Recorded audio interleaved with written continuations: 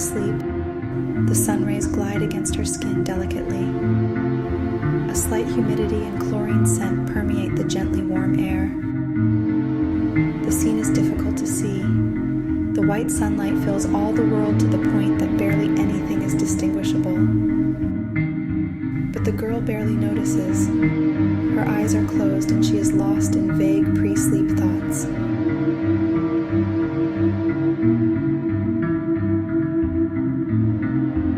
This feels perfect.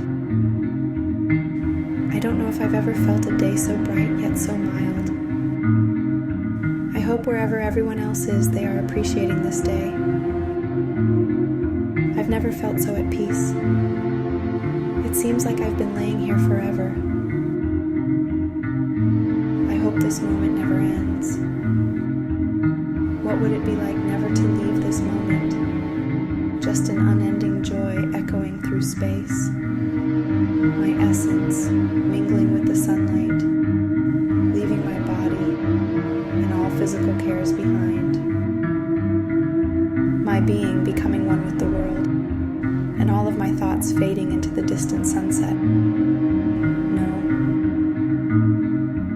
not the sunset. This day can never end. An eternal sunshine. An ever-present oasis surrounding me and lifting my thoughts from this world.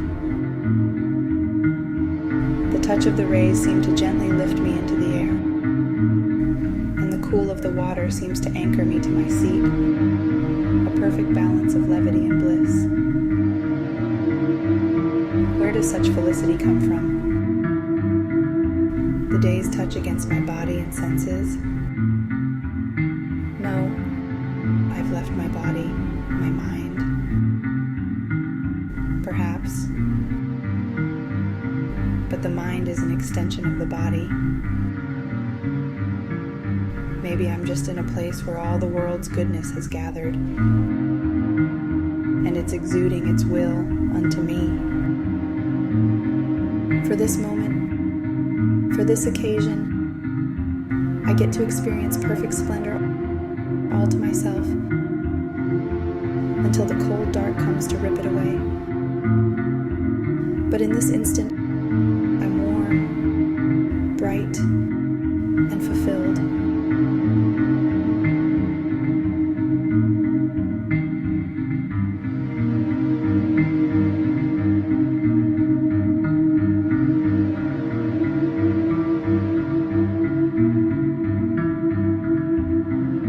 Slowly drifts to sleep by the pool, perfectly content.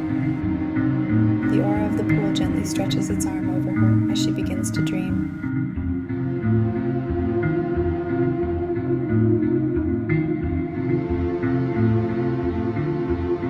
The sun's rays wash away from me. My hair swirls round, caught in a stream.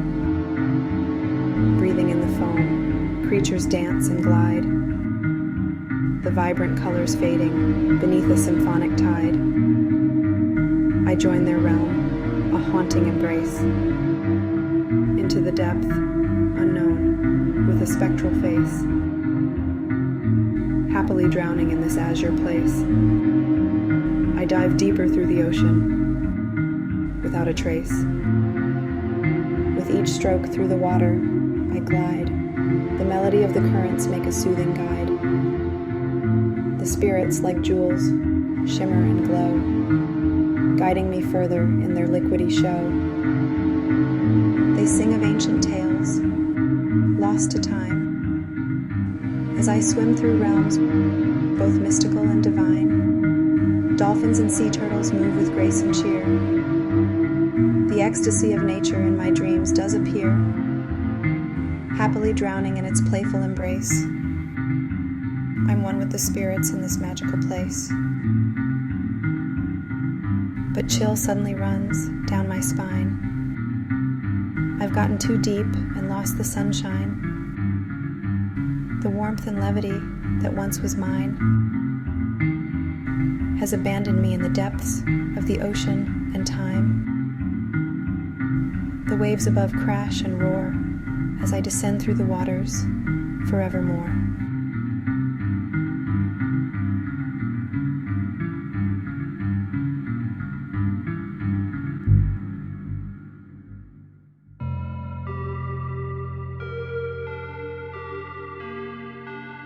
Two children sit in an abandoned playground. A little boy and his slightly younger sister sit on the swings. The immediate surroundings are permeated by a dense fog. The little girl sniffs slightly as she looks down at her shoes. They dangle slightly above the ground as she clicks them together while she sways in her swing. Her eyes are slightly red and her face is pale, but there is a small, faint smile on her face. She had been crying earlier, but she seems to have cheered up a bit.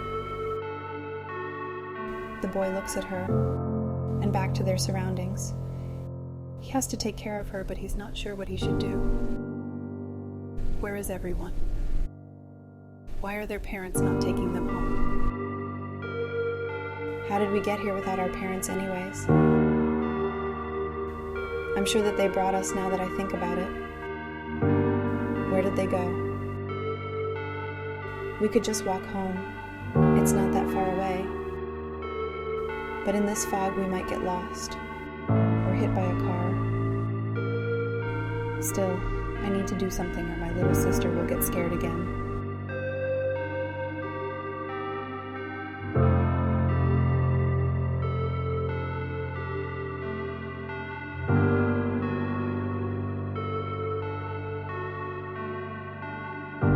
He decides to get up and walk the edges of the playground, again, yelling for anyone to hear him. Normally there were other parents and kids here, but his voice just echoed ominously into the distance, as if the whole neighborhood were abandoned.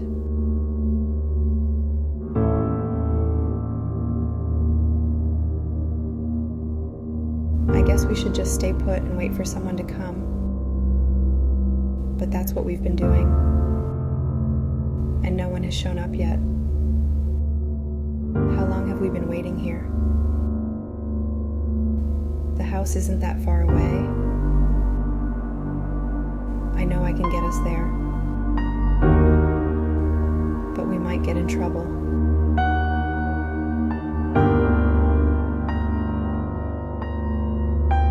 After about 5 more minutes of staring off into the distance, the boy musters up his courage and impatience. He walks over to his sister and takes her hand. Okay, don't be scared, Sarah. I'm going to take us home. Okay? I don't want to go into the fog again, Tommy, the little girl says. Again. We've been sitting here all day, Sarah. Now don't worry. Mom and Dad are waiting for us at home. Aren't you ready to get back to Wispy and your toys? The girl sniffles slightly and replies, I miss Wispy. Okay, let's go home. The boy takes her hand and leads her slowly away from the swings.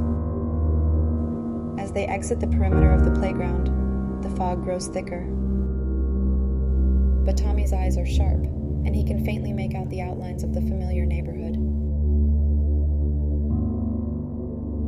They slowly walk up to the first intersection.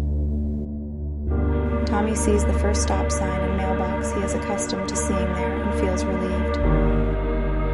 They just have to go left here and follow the sidewalk until the next crossing. He picks up his step more confidently. As they walk, Tommy begins to feel better, and even Sarah has a bit more pep in her step. The fog begins to get a bit clearer. A slight ray of sunshine breaks through to the ground. Tommy says that even if their parents aren't home, he knows where Dad hides the key, so they can still get in. Sarah cries, "You said Mom and Dad are at home." They probably are. "But let's just get there first," exclaimed Tommy. Sarah feels a little more hesitant as they continue speeding along. Tommy sees something out of the corner of his eye and jerks his head sideways to look. They stop, but nothing is there. The girl begins getting scared again. "It was nothing, Sarah. Let's just keep going. We're halfway there." They keep going, but now the fog is getting thicker again. But they manage to push on a little longer, and Tommy sees the crosswalk. A huge wave of relief washes over him. He knows their house is just 1 block down, right of here. But Sarah suddenly stiffens. "Mommy and Daddy aren't at home, are they?" the girl says. The boy scoffs at her. Of course they are. But he suddenly feels a great chill rush over him from the direction of their house. "I'm not going over there," the little girl says. Tommy shushes her. "We are almost there." He tries to drag her. "Don't you want to see Wispy?" he says. The girl rips her hand away and runs backward across an unknown yard. "I'm not going back that way. I want Wispy. I want Wispy," she screams. "Wait, Sarah, stop!" the boy yells at her. But she disappears into the fog. After a few seconds, the boy goes in after her, praying she's all right. The boy jogged through the mists after her, but was unsure what direction she had taken. He pressed on through the shrubs and houses. "I can't hear her.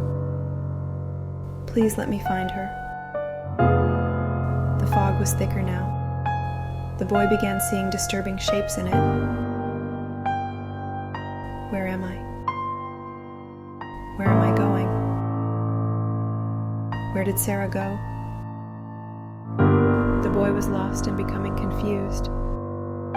Still, something in the pit of his stomach told him to keep moving forward. Where am I? Where did she run off to? Where am I going?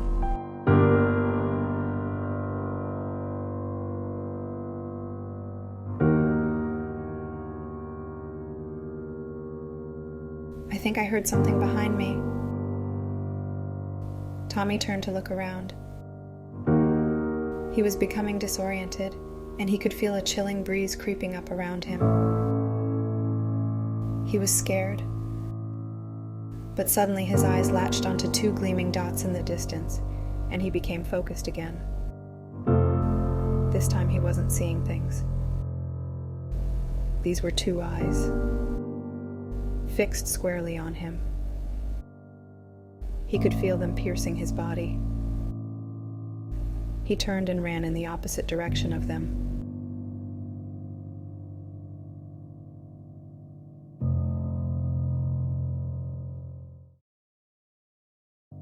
Suddenly he tripped and fell down.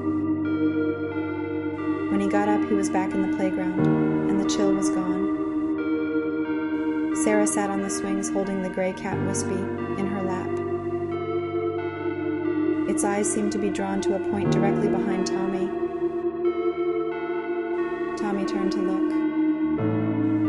A barely visible, dark human figure sat perched on a distant bench. The boy could barely see it, but it appeared to have wings and its eyes. They were the same eyes as before. The fog over the playground had cleared slightly again. Tommy went to join his sister on the swing, attention still focused on the perplexing figure. He didn't know how to explain it, but he felt safe. For now.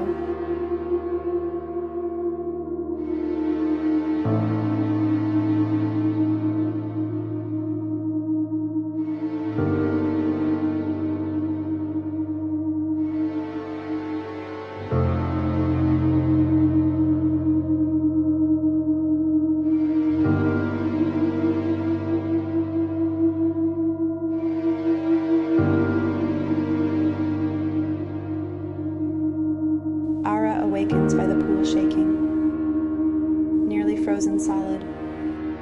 The moon is dim in the sky and a terrible rainstorm rages around her. How did she sleep so long, she wonders. Did nobody ever show up and wake her? She gets up but can barely move. The pool chairs are flung around by the wind. Small ice crystals rest on her brow. How is it this cold? She tries to get back in the house, but the door is locked. No, not locked. It won't budge at all, as if it were solid stone. She can barely see anything between the engulfing night and rain. The cold begins consuming her every thought. She begins to make a run for the garage, but she is still barely moving. Suddenly, a mound of water rises from the pool. It crashes down over her and drags her in. Ara is gone.